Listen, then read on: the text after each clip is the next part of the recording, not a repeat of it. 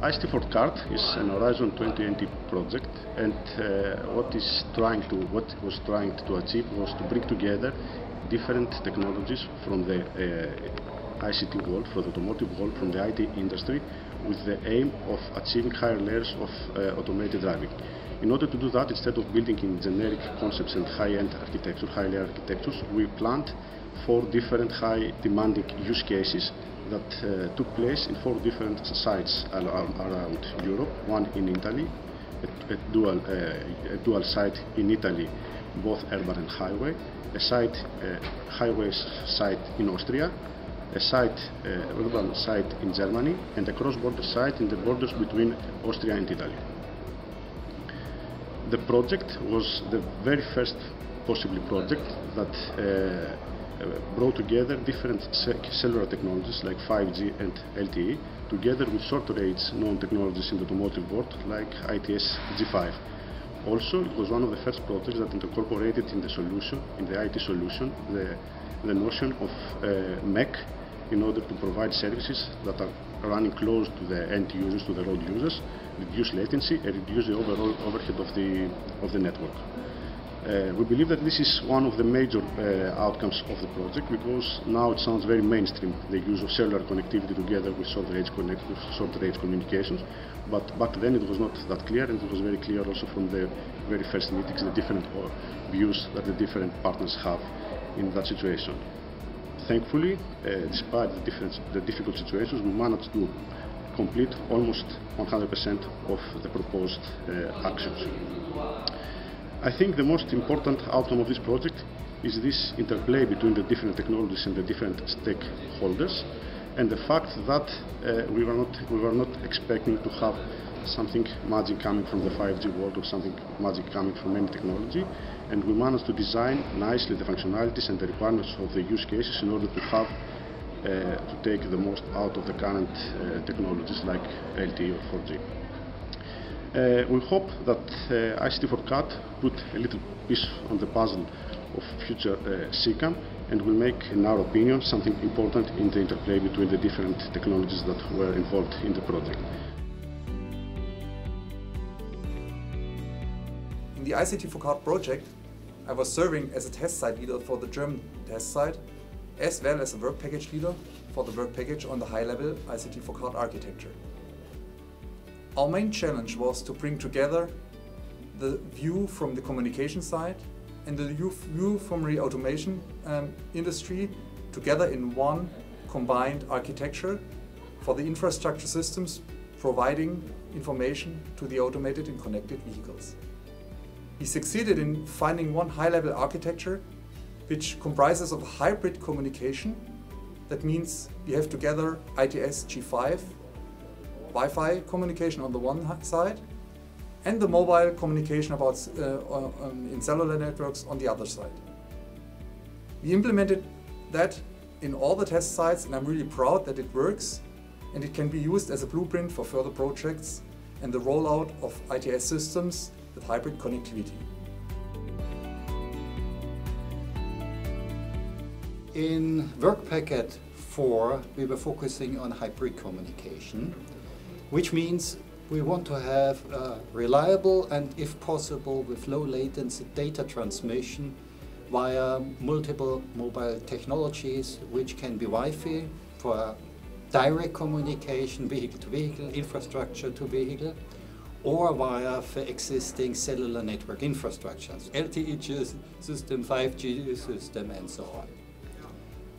In hybrid communication, so we take the data, and the data has to be sent from the infrastructure, for instance, to a data server.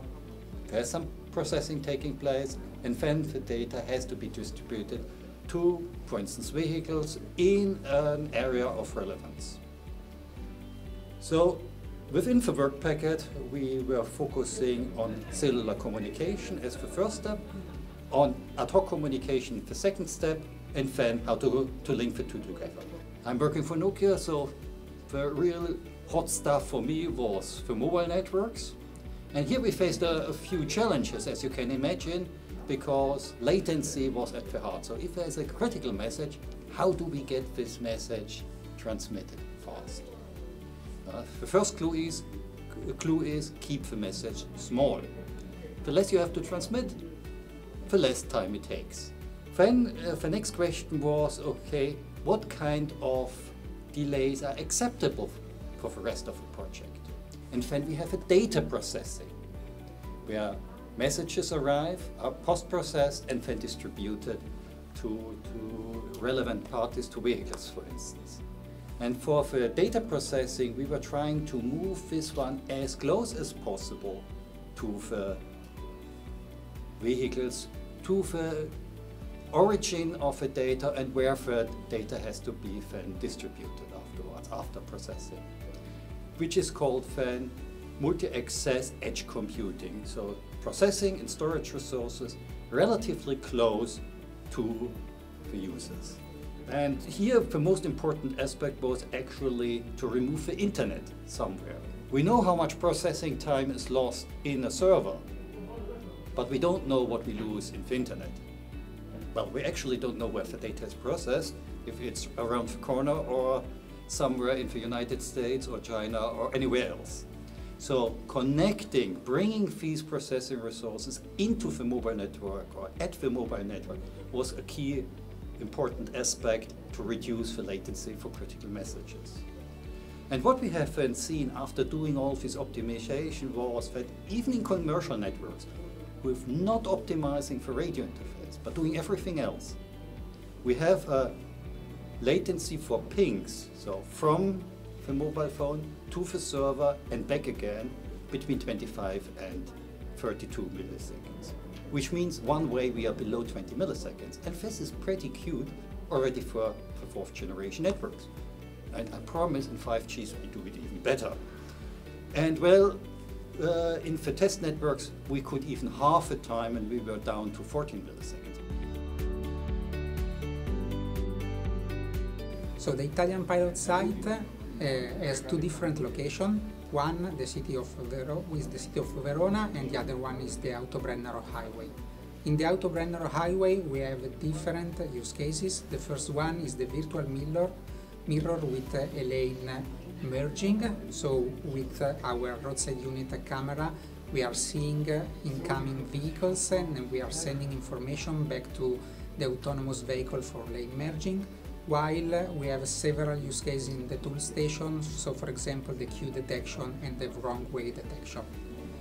In the urban use case in Verona, again we have two different use cases that are the first, the detection of a vulnerable road user crossing the street, and then we send back information to the incoming vehicles, and the other one is called the virtual mirror, and there we see a vehicle coming from one junction of the intersection and we will send its position, speed and heading to the vehicle coming on the other side in order to have it autonomously understanding how to proceed.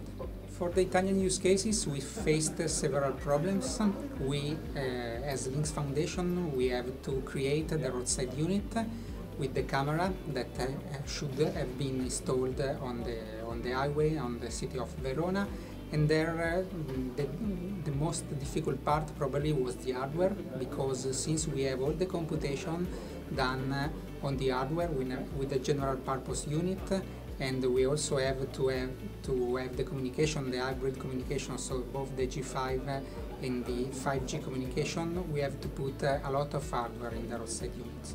For sure the main achievement has been the realization of all the use cases, because in Italy we have several use cases both in highway and the urban. ICCS is very proud to coordinate such an important and strategic project like ICT4CART. And why it is so important and strategic? Because it brought together the world of telecom industry, of connectivity industry, together with the world of smart mobility and of automation. We do believe that the results of ICT4CART will play a major role and input to the whole discussion about CCAM. This was my first project that I managed from the beginning to the end, and I think that the consortium that we built with the help of Vertigo and with the rest of the partners was very nice. and managed to come through all the difficulties due to the COVID situations, and we're looking forward for future synergies.